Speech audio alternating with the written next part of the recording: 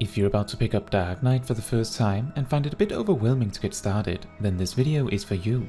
This guide will teach you how to play the job at level 30 and then go on to explain how to use all of the actions you learned from level 30 to 50 in order, recommending ways to use actions as necessary. This also includes more general tanking advice. In the summary, we'll cover a detailed attack rotation for use at level 50 that encompasses all of the things you learned throughout this guide. Now then, Grit serves as your tank stance, greatly boosting your enmity generation, causing enemies to prioritize attacking you over others. This should typically always be turned on, unless you have a co-tank who is going to main tank. Always keeping it on is a nice default if you aren't sure. Next, let's talk about your basic attack combos. Hard Slash, Siphon Strike and Soul Eater serves as your filler single target combo, or 1-2-3 combo. Siphon Strike restores 600 MP as a bonus, and Soul Eater also heals you for a bit. At this level, you should use this combo repeatedly when there are less than 3 targets, as the combination of the damage and the MP recovery of Siphon Strike makes it superior to other options. Speaking of other options, Unleash serves as your area of effect, or AoE for short, option. This should be used with 3 or more targets instead of your 1-2-3 combo. While not crucially important, it is worth noting that Unleash is a spell, and so if you have skill speed from your equipment, its recast time will not be affected, unlike your 1-2-3 combos. For ability attacks, you have Flood of Darkness. This spends 3000 MP to strike in a line in front of you, and as an ability, you can use this between your weapon skills and spells, commonly referred to as weaving. While in combat, all jobs recover 200 MP every 3 seconds, and for Dark Knight, this is supplemented by Siphon Strike. Flood of Darkness also boosts all damage you do for 30 seconds, and using it again with the buff already active will extend it up to a maximum of 1 minute. Generally, you will recover enough MP for this to never be a problem to keep active. However, in extremely prolonged AoE fights, you may want to conserve some MP for an extra use. Aside from that, you can weave Flood of Darkness once after each weapon skill or spell whenever you have the MP to do so. Make sure to aim yourself so the line AoE hits as many targets as possible. When pulling enemies, you can use Unmend as a ranged option, as its enmity multiplier makes it apply a ridiculous amount of enmity to the target. Provoke serves as the classic taunting action, placing you at the top of the enmity list and applying an obscene amount of enmity to the target. As it is an ability, you can weave this between other actions if you so desire. However, in content with multiple tanks present, I recommend only using Provoke strategically to switch who is tanking the boss.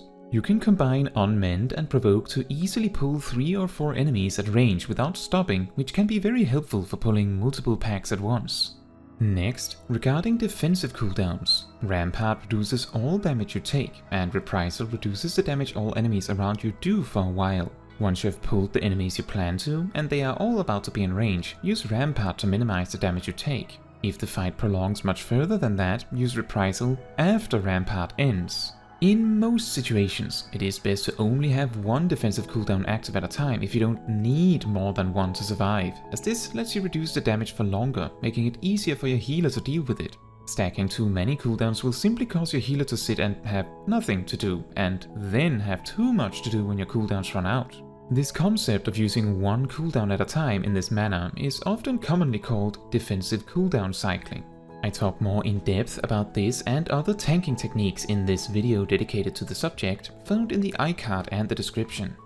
For more utility-specific cooldowns, Low Blow allows you to stun enemies, which can be used to interrupt certain actions or give you a bit of extra breathing room. Most bosses are immune to stuns, but many bosses in low-level dungeons aren't, so it is worth testing sometimes. Interject can also be used to flat-out interrupt interruptible actions, which are signified by a red, pulsing and flashing cast bar. It is almost always beneficial to interrupt actions, so do it whenever you can. With all of that out of the way, let's talk about your level up actions.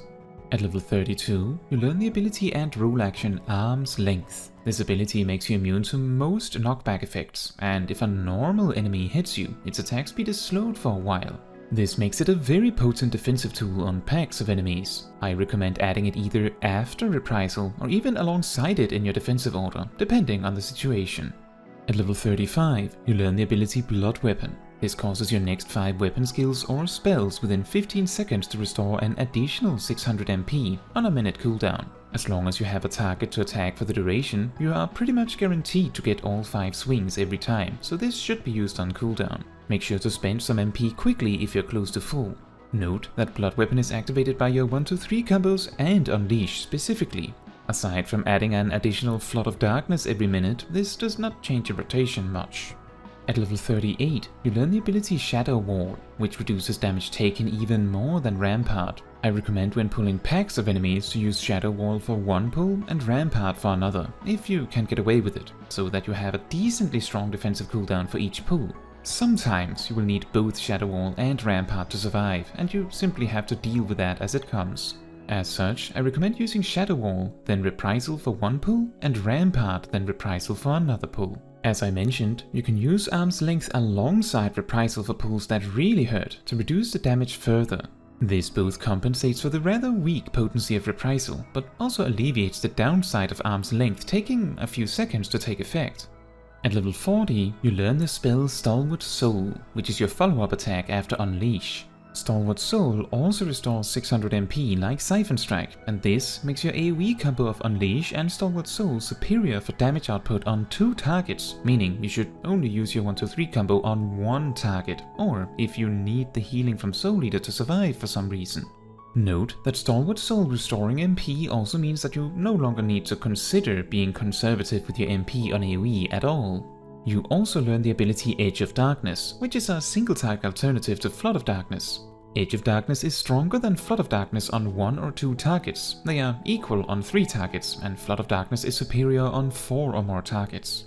You simply use whichever one applies to the amount of targets present. If using Edge of Darkness with multiple targets, it may be beneficial to use it on the healthiest target to make sure they all go down together.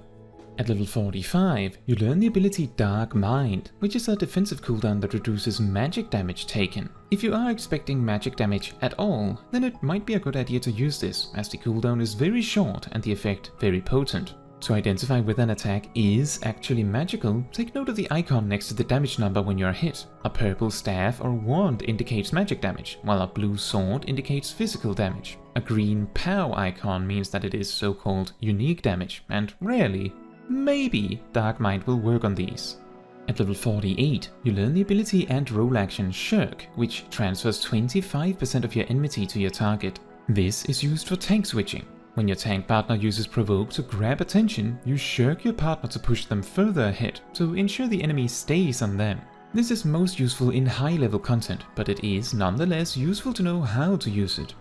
At level 50, you learn the ability Living Dead, which gets a little hairy to explain. When used, it prevents you from dying if you were to die within 10 seconds. If you do die, then the Living Dead effect is replaced with a fresh 10-second duration Walking Dead effect that causes your weapon skills and spells to heal you for an absolutely ridiculous amount.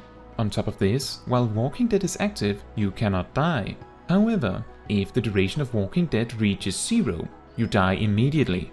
If you manage to get healed for 100% of your max HP within the duration of Walking Dead, it is replaced with Undead Rebirth.